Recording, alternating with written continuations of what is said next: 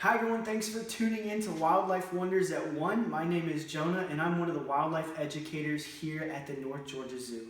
And today we're going to be talking about one of our scaly friends. This is Steve, and Steve is one of our North American alligators. Now Steve is a juvenile. These guys will get on average about 8 to 10 feet, but they can also get a little bit longer. They can get upwards of 15 to 16 feet when they're full grown, which is pretty substantial for an animal of this size, especially a reptile. But if you guys come in a little closer, we'll talk about some really awesome things about our alligator here. If you look at his snout, you're going to notice his snout is very wide in U-shape. So one of the common questions that we get here at the zoo is, how do you tell the difference between crocodiles and alligators? And that snout there is actually one of the easiest ways to tell them apart.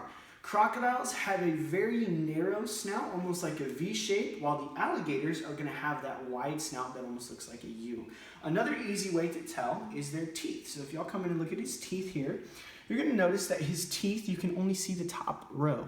With crocodiles, you can actually see the top and bottom row of teeth when their mouth is shut. But with alligators, you can only see the top teeth. Now, some other really awesome things about Steve here is his tail. His tail is all muscle, and that's actually going to help to propel him through the water. Not only through the water, but as he's jumping out on land to try to get some of the animals that are going to be right there on the riverbanks.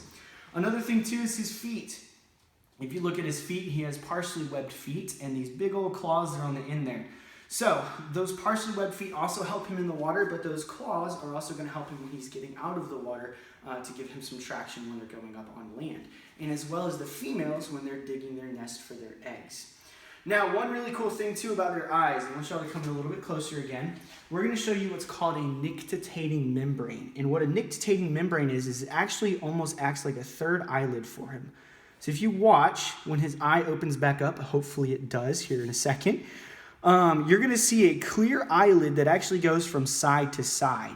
So we'll see if he opens that eye back up here. Come on, Steve.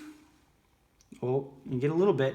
So you can see that little bit of eye right there is actually still covered by that nictitating membrane. So it's clear, and it acts just like goggles for him so he can see underwater. So if he opens up his eye a little bit more, you actually might be able to see that nictitating membrane close. Give him 1 second here. He's being very slow. There it goes. Perfect. So that's a really good example of that nictitating membrane. So that allows them to see underwater, which is really awesome.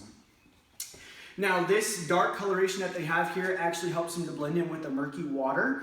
Also, their eyes and their nostrils are on top of their head. So what that allows them to do is have just their eyes and their nose out of the water so they can see and breathe, while the rest of their body is underneath the water and perfectly camouflaged within that murky water. So that's going to help them to sneak up on their prey, especially the prey that's right there on the edge of the riverbanks or the banks of the lake.